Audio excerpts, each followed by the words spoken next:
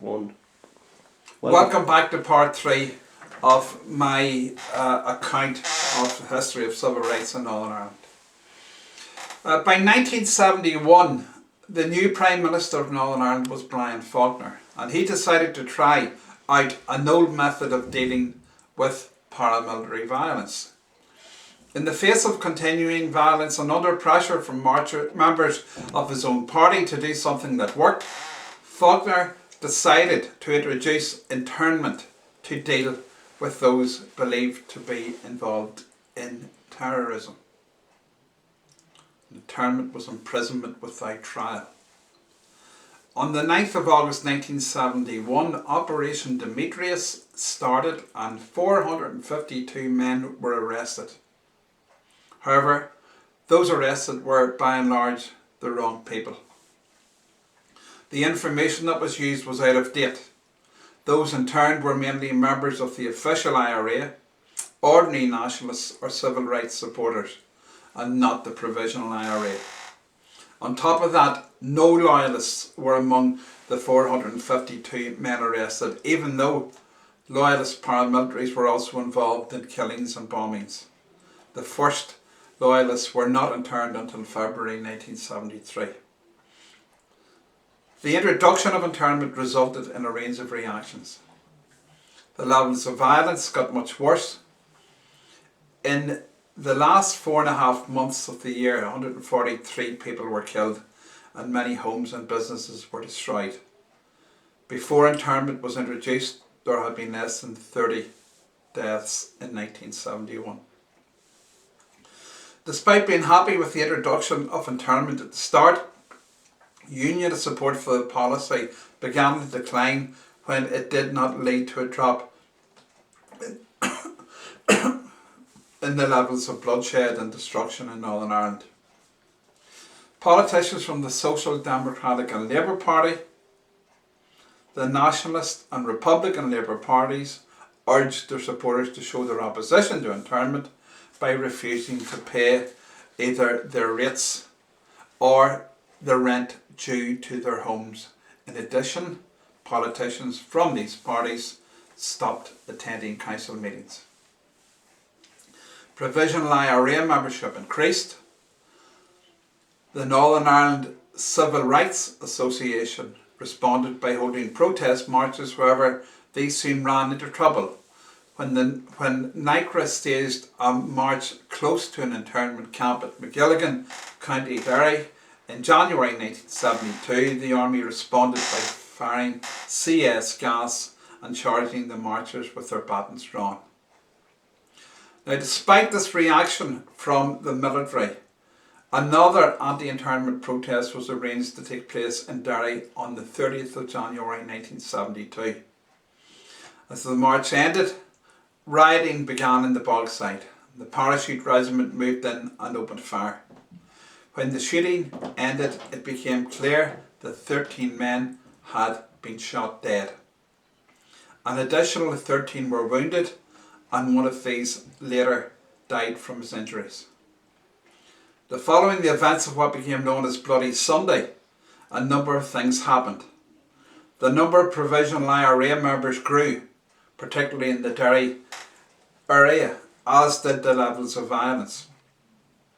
While Unionists spoke of the regret at the numbers of deaths in Derry, they said that the Civil Rights March had been illegal and so should not have taken place at all.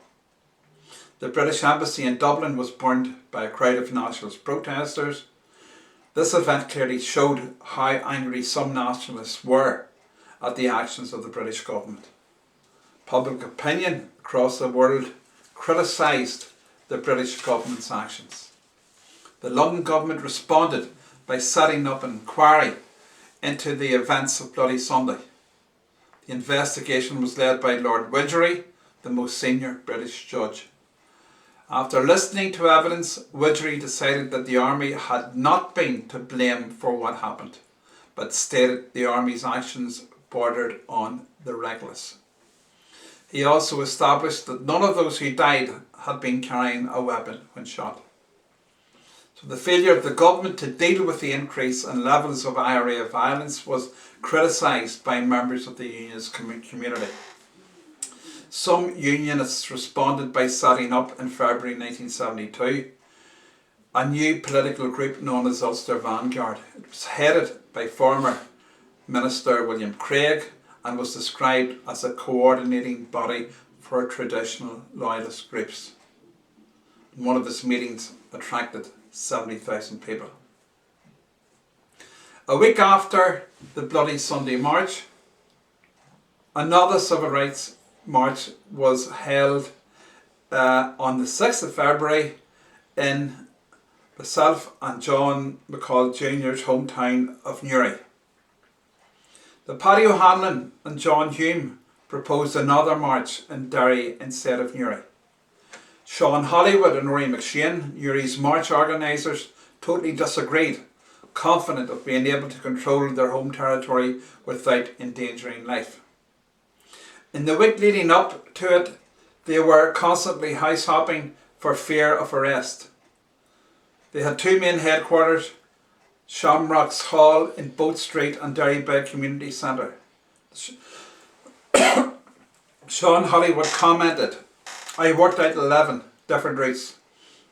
My plan was to hold the march and ensure that the crowd did not see the army at any stage. At all costs, we had to avoid confrontation." After Derry, it became apparent that this would be the biggest ever civil rights march.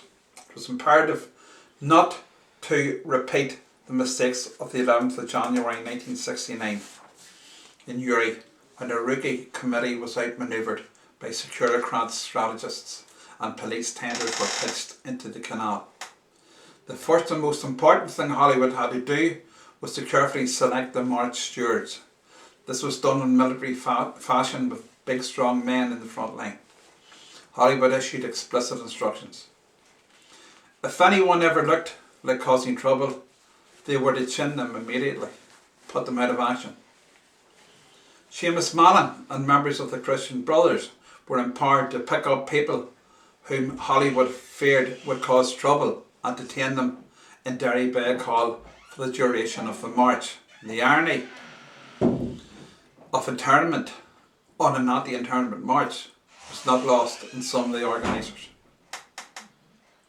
Hollywood angered close colleagues by not revealing the final plans to them. Why? There was no final plan. At 6:45 on the Sunday morning, Hollywood was brought to reconnoitre the British Army positions. The final decision of the march's route was then taken. Ended up being a provisional one. The main assembly point was in Derrybeg's main avenue. The march would, if possible, proceed by way of Monaghan Street for a rally in the town centre, but out of sight of the army barricades. Some stewards were equipped with two-way radios. They were instructed to marshal people in 8 strong lines and to maintain that format, and tensions were certainly high. When it was learned that the RUC British Army contingent had placed a barricade across Monaghan Street, the decision was taken to divert into the Meadow Estate by way of what was known as Pighall Loaning, or the Cut. Immediately the tension was relieved with almost a carnival atmosphere. The 8 abreast format could not be maintained on the narrow lane, and people got up close and personal, no social distancing then. The milling crowd eventually emerged onto Oria Road, turned right and spilled into the natural amphitheatre bounded by Slave Gullion Road and Avia Crescent. When the stewards resumed their marshalling, they insisted that the early marchers circle anti-clockwise to allow the main marchers room to fill the greens. Some were reluctant, recognising that those who were first would now become last, that is 200 yards away from the platform speakers. Still, they graciously accepted the situation. The rear markers, from their lofty position back at the wheel and stretching back as far as Derrybeg, could read the whole situation and sense the control. Peace and goodwill reigned. The speakers included Rory McShane, Tom Dryburgh, a Labour MP, Bernadette Devlin, who was an MP, as was Frank McManus and Michael Keogh. The rear garden entries dotting the four house blocks in their centres facilitated marches requiring toilets. Buckets and pails came out into their own.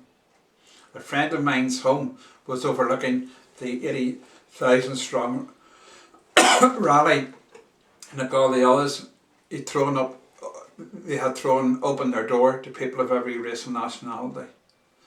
My friend John, his family even had a famous movie actress use their humble toilet facilities, and that famous movie actress was Vanessa Redgrave. Everyone treated the day as a vindication of their stand against the slaughter of the previous Sunday. There was not a single violent incident, and it was the high point of the Civil Rights Days, but also the closing chapter of the NAGRA movement.